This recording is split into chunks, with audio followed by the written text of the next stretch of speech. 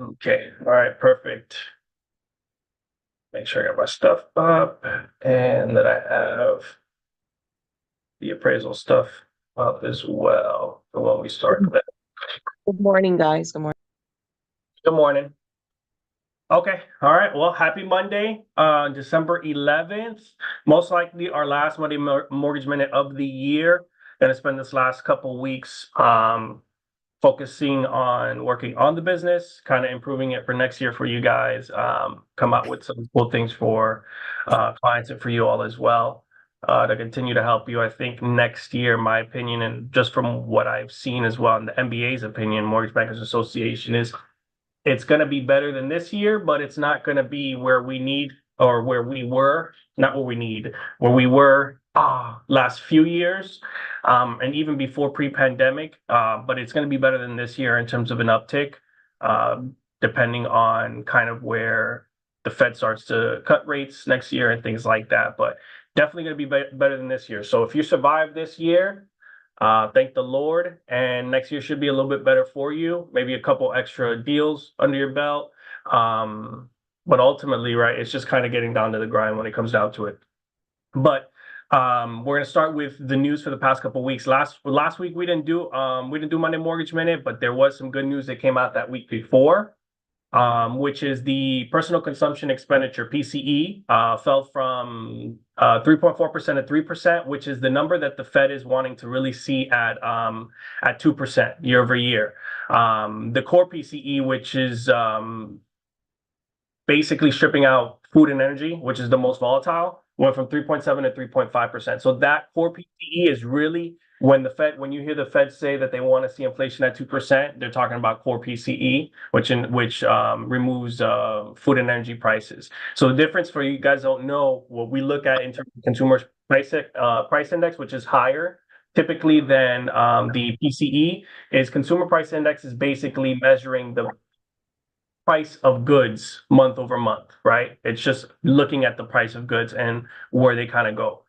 PCE is looking at what people actually spend month over month. Okay, that's why it's called personal consumption expenditure. Okay, if we were to annualize the last 6 months worth of core PCE, we would be about 2.4%, which is right in line with the Fed. This means that if within the next 6 months, that ends up being the number year over year, we can see the Fed start cutting rates by summer. It's hard to tell exactly when they will, but it's important to note that it's most likely going to be in conjunction with where inflation is at that given time. Pending home sales came in down 1.5% month over month and down 8.5% year over year for the month of October. Pending home sales is one of the things being pushed to show housing is severely down. But we know it's mostly because of inventory. While higher rates play a big role, especially with affordability, median home sales are still increasing year over year. Case-Shiller's home price index is going to show that. So you know that that's the kind of like the gold standard for us. That's what we look at in terms of home price appreciation. It's usually 2 months behind. But that rose 0.7% for the month of September, and we're up 3.9% year over year. So from September to September, we're up at 3.9%. But so far, year to date, we're up 6.6% with appreciation. So typically a normal market historically has always been 3 to 5%. So right now, year to date, we're above that. And we could end this year at above that number as well. So of course, Miami is still in one of the top spots, showing 1.1% increase month over month. The actual top spot, which was surprising to me, is Las Vegas at 1.5%. The reason why it's surprising is because they took a huge hit last year. So maybe it's just a recovery for the most part this year. But last year, they actually took a huge hit to their home price appreciation. So when people tell you no one's buying homes, you tell them that's only because there isn't enough to buy typically. In a balanced market, home prices should have tanked with how quickly rates increased last year and with how volatile the market has been. But there are too many household formations for people to stay not moving. And especially in South Florida, we're blessed to be able to, get people essentially or not even South Florida, just Florida in general, get people that are moving in consistently from out of town and relocating. As well as having access to down payment assistance programs that are relatively easy and simple to be able to put people into. That really, really helps us. Now, this is a crazy stat here. So refinance applications spiked up last week about 14% from the previous week, and they're up 10% on a year-over-year basis. Okay, why would you think that is? That is if rates have been elevated for quite some time now, and that's really because what I've been talking to you guys about is people's debts, right? They're getting to them. Their APRs and their blended rates are eroding their spending power. So there's a lot of cash out refinances of people trying to pay off their debt. And sometimes the cash out will make more sense than the HELOC does, depending on how much you need and what that new payment would look like. A lot of people want to automatically think and go, okay, I'm going to take out a HELOC because I have a 3% mortgage, but not consider that they have 29% APR on their credit cards and 8% APR on their car. So really, you don't have a 3% when you're looking at paying everything down the line. And also with the HELOC, that APR is going to be much higher, maybe usually about 11, 12%. But on top of that, it's interest only. So you have to really compare. I know a lot of people do want to do HELOCs, and sometimes HELOCs is the best option, but really just compare the difference in payment between what a cash out will look like completely, because overall that rate is going to be lower and amortized over 30 years, or what it's going to be to keep that current mortgage that you have and then do the HELOC to pay off all the debt as well. Rates were great for us all of November and took a bit of a dip last week because of the jobs report that came out above expectations, showing lower unemployment rate and more jobs being created than expected. The Fed is meeting this week, tomorrow and Wednesday, but the sentiment is that the Fed funds rate will remain unchanged to end this year. What would really mess with the market one way or another this week would be if they decided to increase their Fed funds rate or reduce it. But I highly doubt any of those two will happen just because it's way too soon. And it is the last year or last month of the year. So a lot of people think that they're just going to kind of play it out and see where 2024 takes us, especially with kind of seeing in inflation come down either way. So that's the news for for last week. I am going to pull up the appraisals that I want to talk to you about. So there are going to be 3 different ones here. I'm going to go with sharing my screen and kind of removing the share screen because I don't want to show obviously personal info. We want to just try to keep it too specific to the appraisal. So this is the first one here. Screen 2, perfect. So there's 3 appraisals. 2 of them, I believe, one of them I believe is correct. One of them I believe is too hard to fight. And the other one, I believe that if we fought it, and I'll tell you why we're not, we would win. Okay. So this one is one that I believe is correct. Okay. So this happened not too long ago. I think about last month. We were under contract at 255. Guys, when I get these contracts in, I don't look at these comps until the appraisal comes in. I suspect that, or I expect you guys to do it or the listing agent to do it. So I'll come in and I'll run the numbers exactly at what that price point is based off of that, because we're assuming that everybody's looked at the comps a little bit and knows more or less where that's gonna lie. And if it doesn't, then that's fine. I end up reviewing the appraisal, and then if I think we can find it, Waiting. I think we can fight it, I'll let you know. And we kind of move from there. But I want you guys to be able to actually read the appraisals as well and kind of see what we see on a day-to-day, right? So this one, we were under contract for 255. Sorry. This one, we were under contract for 255 here. And you'll see the comps that were used, 220, 220, 220, across the board flat, right? So this is all within the same association, Hamptons West, Hamptons West, Hamptons West. So the listing agent, the buyer's agent agreed with, with my sentiment. Of course, it's the listing agent that was kind of pushing back, asking us and saying that they ran the CMA or the comparative market analysis. So let me pull that up. And this is kind of what they sent me when it came down to it.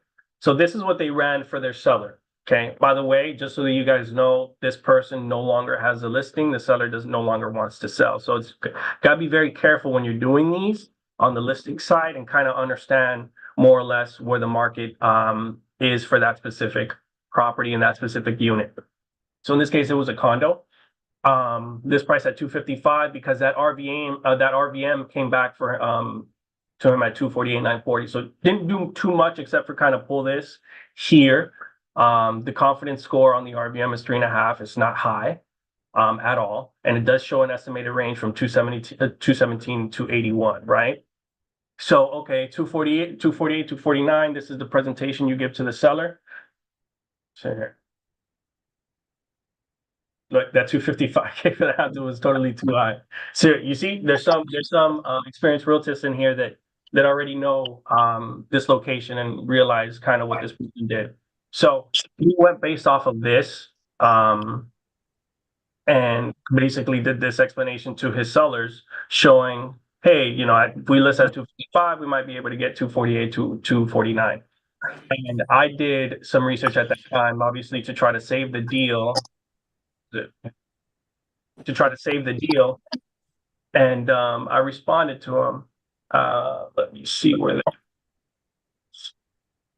somebody's mic is on. I got it. So here it is.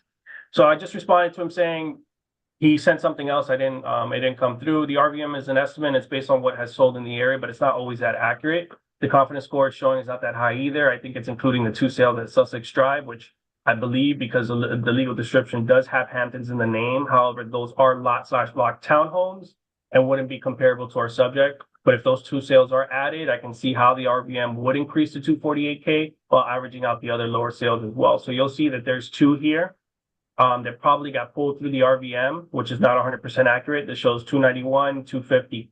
The difference is that these are actual lot and block townhomes, right? They have their own address.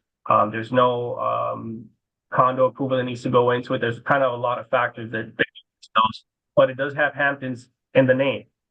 So the RVM could be pulling that as well to kind of show the higher price point. But everything that is an actual condo within a quarter mile is at maximum 220, right? That's the max that we've seen of that we saw being sold there. And the appraiser did us a favor and used the 3 highest ones that sold, and they're all in different associations, but you'll see that those are the highest condo units that were sold either way. This doesn't prove that humans are need over AI. That's true. The actual condos that have sold have not passed 220K in the last year. From what I see, appraiser used the highest sales of the condos in the area to come up with the price. There's no other unit I can send to her that would show a higher price point that we can argue. So, right, we want to try to get the appraisal dispute done, but what leg do we have to stand on, right?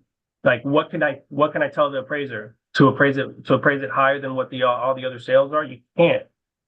Looking at the sales, it's as if the association is not showing any appreciation year over year just yet, and I'll show you guys what I mean. I say this because there are some units that sold for less last year. However, the 3 units that were sold at 220K have been spread out throughout the year. So this is something else that the appraisers are looking at, right? Is when these properties sell. We just talked about home price appreciation, right? It's continuing to increase, especially in South Florida. People are still paying more for properties as time goes on. And so sometimes you're going to see adjustments based off of that.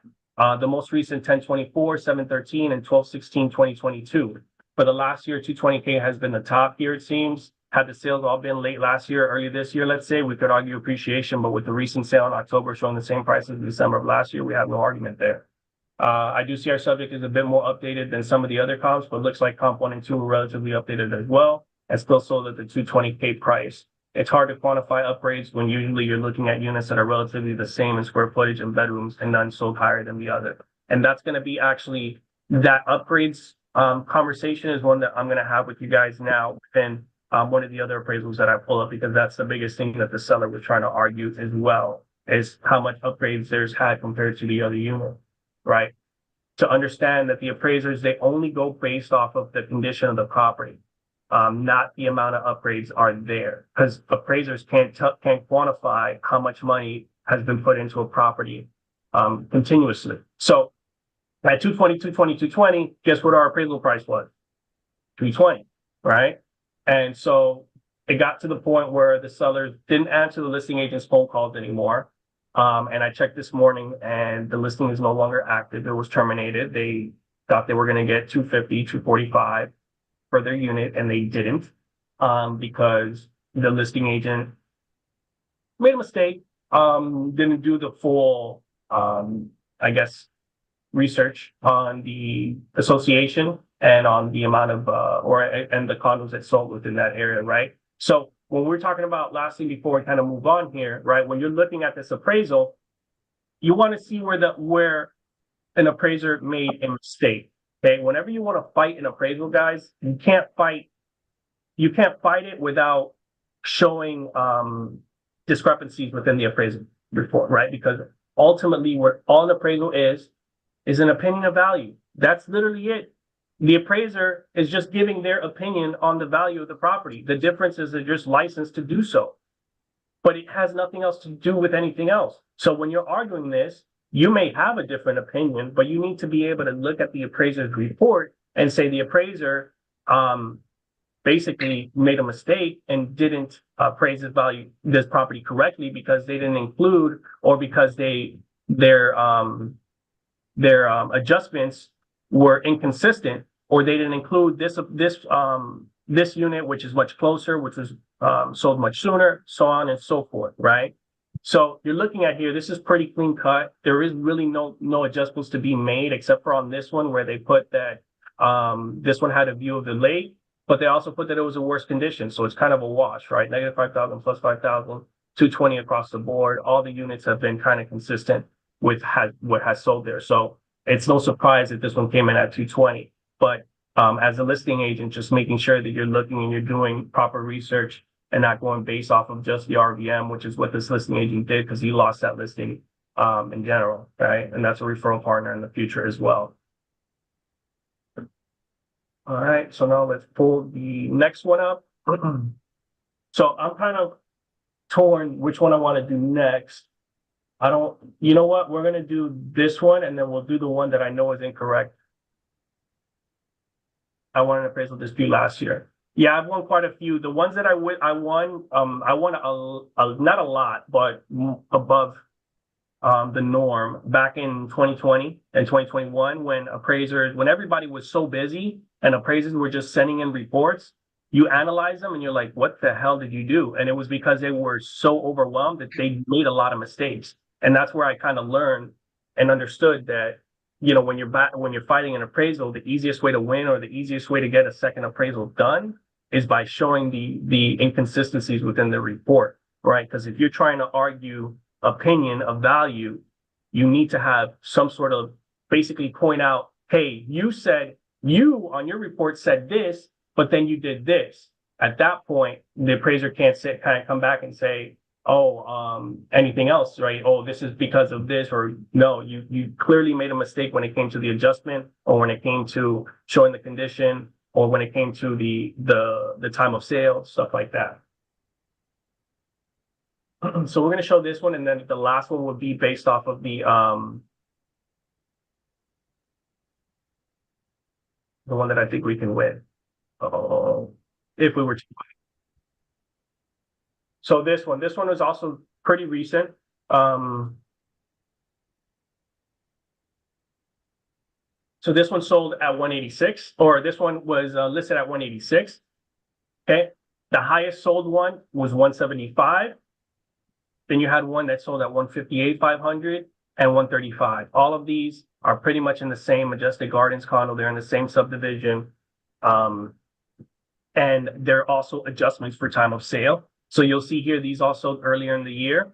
Back in March, two of them both got relatively the same adjustments, 5,800, 5,900. And then this adjustment of 2,800 for time of sale. Okay, so you'll see that the appraiser basically acknowledged that as time goes on, these properties are worth a little bit more. Okay.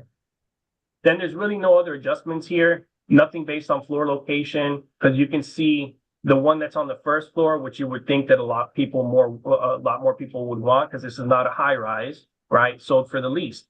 So there's really no adjustment based off of the floor. Fourth floor sold at 158. The assessment hasn't really changed. So the only thing that they're looking at here is the condition of the property, right? They categorize our subject as a C3, and they basically said comparable sale number one was a C2, and that gave us a $10,000 adjustment. Now, here's where I say this is one that I think definitely could have been, had it been another appraiser, let's say, there could have been a slight adjustment of about $5,000 difference within the appraised value, right? Give or take. And that's because the condition, you can argue, and I'll show you guys why, but it's just very difficult because you don't have much to stand on, especially when you're looking at the sale within the condo, right? So basically said that comparable sale one was the nicest one that sold, and that's why it's, at that 175 price point, which in some sense could be true. What a lot of people in this transaction missed, except for the buyer's agent and me, is, and which includes the seller, includes the appraiser, and includes the listing agent, missed, is that this was seller financed. Okay. So the seller, if you're seller financing, you're not going to basically, there's a very slight chance that there's an appraisal being done on that property. Very slight chance. You're going directly to the seller. The seller owns this property free and clear, and they basically said, I'm going to seller finance this for you at 175. These are the terms. You sign a note, but it's directly with the seller. So very difficult, or very not difficult, very rare that you're going to get an appraisal done. So that, in my opinion, is why this one sold at 175, where everything else was about $20,000 below, right? So we'll look at the difference in the pictures. I had them up here. So here's our subject. Okay. So this unit, the story is that it kind of burnt down. So everything that the seller did was relatively brand new. The seller made one mistake. He spent too much money on these upgrades, and now he has a certain return that he needs. He's probably not going to be able to get. Okay. Because he listed at 186 and he wants no less than 180. As you guys can see on that appraisal, there's nothing that sold above 180. There's nothing that sold above 175. And the only reason that one sold at 175 is because it was seller finance. Okay. And that needs to be adjusted there as well, in my opinion, on the appraisal, but it's not. So this is the pictures. All right. The balcony wasn't really updated, but said everything else was, with permits and everything, new water heater and all that stuff. Now, let's go to comparable sale number one. Now, if you're just looking at these, you would see why this one would be classified as a C2 as opposed to C3 with floors. Even if these are the laminate ones, just more appealing to the eye, because you can't quantify, oh, this person spent less because those tiles are $3 a square foot, and this guy only spent $1,000 on these. You can't, right? It's based off of how the condition looks to the average person. And this doesn't have an updated fridge or an updated stove, but the tile looks much, much nicer than the other one. The cabinets look much, much nicer, even though these cabinets may be less quality than the other. So you can kind of see how this one could get a better condition, right? And if you're telling yourself you can see that, even though the other one is completely updated recently as well, that is what I'm trying to tell you guys in terms of the argument that you have. You're looking at this and you're like, yes, I can see this from the appraiser's point of view. And so now it makes it much more difficult, even though the appraiser may be wrong compared to our subject in saying that, some of these things weren't updated within an X amount of time. That's not true. We have receipts, we can get them for you. But just in terms of the eye test, what it looks like condition wise, right? This one's relatively clean. And now you come into the other ones that have C3 condition as well. This one, I believe, should have been C4, which could have been given us an adjustment because of the kitchen looks relatively new, but there's rug all over the place. This looks like it's an old one. You can argue the fact that everybody else has an enclosed balcony and this one is screened. And the reason why you can argue that is because the enclosed balcony can be used as an extra room, right? In terms of maybe an office, maybe you have a guest over, especially you can get AC in that enclosed balcony. It's almost like added living square footage, which I don't think anybody has AC in their enclosed balcony in this specific association. But this, you can argue that it has, it's a basically lower condition, right? But that's kind of the fight, and that's the fight that we're in right now. And then the last one, this one, also given C3, looks much nicer, in my opinion, than the subject and then the second comparable. And it's only because the pictures are better. I'm pretty sure if you show up to this in person, it does not look like this, but these are good quality pictures. And this is almost another lesson, kind of tells you pictures do go a long way because it just looks more appealing, even though, as a realtor, you walk in there and you're like, yeah, this shit is old, right? So the biggest thing that we have here, the biggest fight that we have, in my opinion, is the condition, because this one and comparable two don't seem like they could be the same condition as our subject. But that is a difficult fight to have, especially because a lot of times with these appraisers, Fannie Mae actually has a score based on the appraised value that is given. So when an appraiser does a report, that gets uploaded into Fannie Mae system, almost like a FHA case number that ties to a specific property. Very similar for the appraisal, and Fannie Mae's CU score is what it's called, was right in line with what the other one was. And that's really just because when we look at the numbers specifically for those sales prices, it's very difficult to say, right? This one was priced at 163. Okay, so it's basically the second highest unit that's sold in the association, lower than the one at 175. And the only reason why it's lower than the one at 75 is because of the condition. So if you were to argue the condition, you'd have a fight there, but it's very difficult to do that once again in this specific instance, just because looking at those pictures, you can understand what the appraiser is going to note and what they're going to say when you do that rebuttal. Hey, subject is updated as well, just as comparable sale number one. Comparable sale number two and number three do not show any upgrades at all, right? Please take this into consideration. You can tell here within his report, he did state that the subject was updated. I think it may be right here. Kitchen updated 11 to 15 years ago, which is not true. Bathrooms updated 1 to 5 years ago, so that is correct. The subject is in overall average to good condition for the neighborhood. The kitchen, bathroom, some fixtures and flooring have been updated. The water pressure was normal and the power was on, and all utilities were in good working order. So basically, you can argue this right here, which is a very loose argument in my opinion. But it's a fight. And this is something where I tell you that I know just from experience, we can fight this to the death, but ultimately, this is one of those where the appraisal price is going to stay the same on that 163, because it is still the second highest unit that's going to be sold there. And look at the other comparable, 135. I mean, it's so tough to say that your house is, or your unit is worth 180 when you've got another sale at 158 and 135. And these are, and within the association, these are the higher ones that have sold. There's ones that sold there. I mean, they're 1-1s, but they've sold at less than $100,000, right? So that's where it's kind of, I understand we can fight it because we have a little bit of leg to stand on, but I wouldn't be surprised if it doesn't stay this, if it doesn't change, just because we don't have a lot of wiggle room here. So now I'm going to pull up the last one, and I kind of want you guys, at least one of you, to tell me what's wrong with this one. So this is a gift of equity transaction, okay? Meaning that the buyer and I sat down and said, okay, the seller is your aunt. Your aunt wants to net X amount. We want to be able to get you to come in with nothing, right? So how do we do that?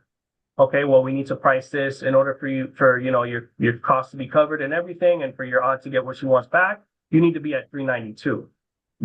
Yeah, I know that everything else within that area has sold above 400, but you also want to have some equity when you come in. So we're going to do it at 392. That's where you're able to come in with pretty much nothing, right? For those of you guys that know a gift of equity transaction, it's almost like a refinance. That's all it is, right? We're getting you just enough to be able to purchase the property, give the seller what they need to pay off, or what they want as profit, and that's pretty much it.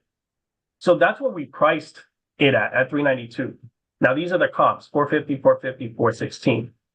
Tell me why this appraiser came in and said, you know what, this property is worth exactly 392. Mind you, I didn't look at these comparables. I just said, okay, you're telling me everything is above 400 within the area. So us being below 400, we have plenty of room. you're going to need to be at 392 in order for all your stuff to be cleared. That's the conversation we had. We didn't do any sort of logic behind what we were thinking because we knew that the appraisal was going to come in above 400. The appraiser price is right at 392. I'm going to tell you why this makes it an easy fight. If we wanted to, I told the buyer, I said, if you want to fight it, you can. It's not going to change anything because whenever you want to take out equity, you have to redo another appraisal. An appraisal is not public. If you purchase at 392, that number is going to show no matter what, right? Even if this appraisal comes in back at 450. But I believe that this is something that we can win. There was no adjustments made on date of sale, which you can kind of argue or not, depending on the way that you're looking at it, because this one here, this 6126 up from 19 actually sold at 416, and it was the most recent one. But what I don't understand from the appraiser is that the huge adjustments made based off of square footage. And I confirmed it with my appraisal desk. They thought that we had a good fight. That's the reason why I tell you I think we can win. So the adjustments based off of this is solely based off of square footage, nothing else. So what the appraiser said is because this one sold at 450, really because the gross living area is 300 square feet more. So made adjustments based off of that. This one sold at 450 because of the same thing, made adjustment off of that. And this one sold at 416 because of the same thing. The problem that we come across is that all of these are different square footages and they don't coincide with the actual purchase price of these homes and when they sold for. Because if these homes only sold based off of square footage, this one at 416 should have sold at 460 or 461 because it's the higher square footage, right? Because there's no adjustment here. The appraiser's not saying, well, the one that sold at 416 is really because it's a lower condition. You're saying that these conditions are the same. These homes are essentially the same exact condition. So you cannot argue that anymore now once I fight it, right? You're only saying that the adjustments are made specifically because of square footage. If that was the case, then this property should have sold more based off of your report and your adjustments. So you guys understand the difference in what we're fighting here. It makes a little bit more sense that you can kind of poke holes at the appraiser's adjustments and say, based off of your report, this is incorrect for XYZ reason. The appraiser just really did a sloppy job because they just wanted to be at 392. They don't want to overappraise the property for whatever reason. It's something that happens. It's not often, but it has happened to me in the past, and it's specific to gift of equity transactions. I guess they think that this person is they may not know it's a gift of equity. They think it's a regular arm's length transaction. And so they want to price it to where it's not anything crazy above the actual sales price. But in this case, it's kind of like you really did do a bad job. You could have at least hid your work a little bit better, because there's no way that if this is only based off of square footage, that this home sells for the least, and that these homes that sold at the same price point still get different adjustments based off of their square footage, because he still gave an extra $900 adjustment on this one. The only thing that you can really argue here is that you gave a $10,000 adjustment on your bath, okay, on an extra bathroom. Okay, I get that. That's great. Fine. But for you to argue just living area here, in my opinion, if we were to fight this, that we would be able to get it overturned or get another appraisal ordered, just because they did a really, really bad job here. But those are the three different appraisals. One that the value came where it should have, right? We saw we didn't have any room to argue. One of them that's kind of the best way I could put it, an opinion of value, right? And then this one where it's kind of like you could have done a way better job if you were really trying to just get to that 392 price point by hiding it in the condition of the property and things like that. I think just doing it based off of square footage, we can easily poke holes in it. Not saying that this now goes from 392 to 450, because these are 300 square feet more, right? They are, but it should be maybe 425, right? Something like that, because now you have to take this one and that 416 into account as well, with the highest square footage of them all and the most recent sale. So should be probably closer, if I were to guess, 415 to 420 or 415 to 425. depending on how much weight these other ones hold. You guys have any questions on any of the appraisals that we went over? Kind of, do you see the methodology, kind of what you need to look at when you are going through an appraisal, that you want to argue for your client? You know, there's a lot of times you're going to lean on the loan officer to do it, but more so you have the education as well, to be able to look at these things.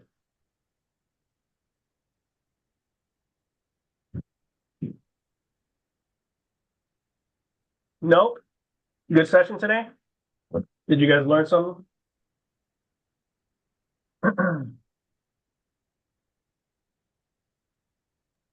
Learned a lot. Perfect. All right, guys. Well, like I mentioned, this is the last one for the year. I'm going to see you guys. I'm going to be in the office January 2nd. I know some of you guys are probably going to be out of town, still hungover. I'll be here. I'm really looking forward to 2024 with you all. Have happy holidays, Merry Christmas, Happy Hanukkah, Happy New Year, whatever you guys celebrate. Have a great time with your family. And I will see you guys January 2nd. No, sorry, January. Oh, damn. Hold on. Let's do the 8th. I thought Monday was the 2nd. Let's do the 8th. I'll be in the office on Tuesday, the 2nd, but I'll see you guys January the 8th. All right. Have a blessed holiday. Thanks again, Mike. Really appreciate it, man. Problem. Thanks. Thank you. Happy holidays. Happy holidays.